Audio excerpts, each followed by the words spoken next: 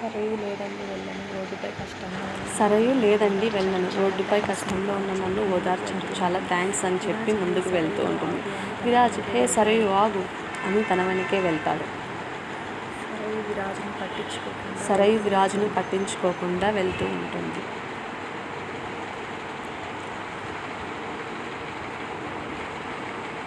విరాజ్ సరయు ముందుకు వెళ్తూ ఉంటే తన చెయ్యి పట్టుకుని, మీరు మీ ఇంటికి వెళ్ళరు, ఎక్కడికి వెళ్తారో తెలియదు అంతేనా? సరయు అవును అని ఉంటుంది. సరయు నేను మీ ఇంటికి వెళ్ళను అని చెప్పేస్తుంది. సరే మీరు మీ ఇంటికి వెళ్ళరు అంతే కదా? సరయు అవును. విరాజ్ మరి ఎక్కడికి వెళ్తారు మీరు ఇప్పుడు?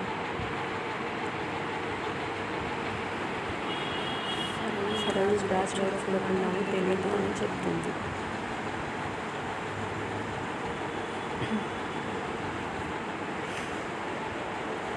విరాజ్ అదేంటి మీరు మీ ఇంటికి వెళ్ళరు, ఎక్కడికి వెళ్తారో చెప్పారు, కనీసం ఏం చేస్తారో కూడా చెప్పారు, ఇప్పుడు ఏంటి మీ ప్రాబ్లం అని అడుగుతాడు.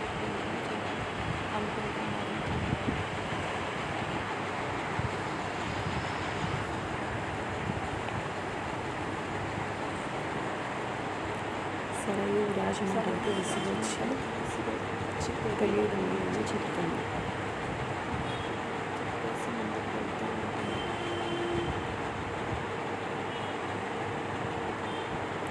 విరాజ్ ఈ అమ్మాయి పిచ్చిపోతుందా ఏమైనా అని వెళ్ళి సరయు చెయ్యి పట్టుకుంటాడు. సరయు చెయ్యి పట్టుకుంటాడు.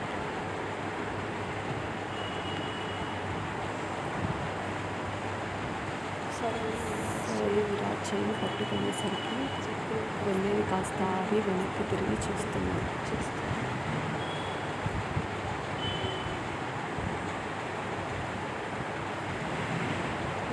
విరాజ్ కోపంగా మీకేమైనా పిచ్చి పట్టిందా, మీరు వెళ్తే మీ ఇంటికి వెళ్ళండి, లేదంటే ఎక్కడికి వెళ్తారో చెప్పండి, అసలు రోజు వాళ్ళకి సేఫ్టీ కూడా లేదు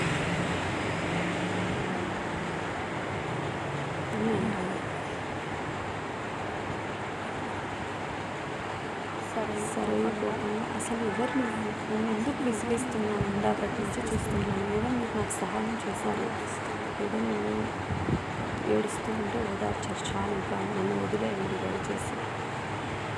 విరాజ్ విసిగించడం ఏంటండి, మీ గురించి నాకు అంతా చెప్పారు, ఇప్పుడు మీరు ఏమవుతారో అని నాకు టెన్షన్గా ఉండదా, ఏంటండి మీకు ఇలా మాట్లాడుతున్నారు, ఇప్పుడు నువ్వు ఎక్కడికి వెళ్తావు అది చెప్పు చాలు. సరే ఏం నువ్వో గోయో చూసుకొని చస్తానండి, నీకెందుకు.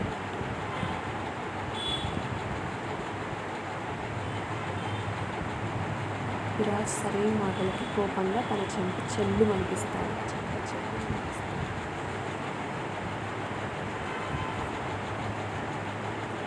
సరైన షాక్ అయ్యి అలాగే ఉంటుంది. విరాజ్ నేను మీకోసం ఎంత టెన్షన్ పడుతూ ఉంటే మీరు చేస్తామని అని మాట్లాడుతూ ఉంటాను, చావడం అంటే అంత తేలిగ్గా ఉందా అని అంటాను.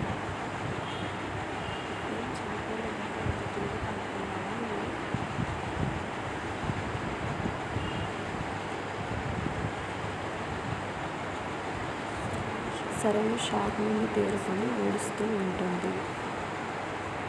విరాజ్ కోపంగా కోపం తగ్గించుకొని సరైన వద్దకు వెళ్ళి తనని ఓదారుస్తూ ఉంటాడు.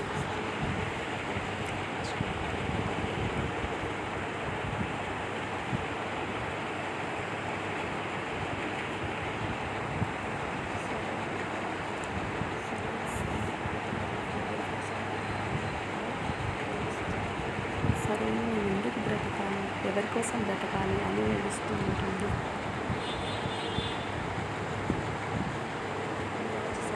విరాజ్ సరే భుజంపై చెయ్యి వేసి ఓదారుస్తూ, నీకు జీవితం అంటే ఏంటంటే తెలియదు, జీవితంలో ఇంకా చాలా చూసాను, నేను నాతో ఒక్కరోజు గడపను, నీకు జీవితం అంటే ఏంటో నేను చూపిస్తాను అని చెప్తాను.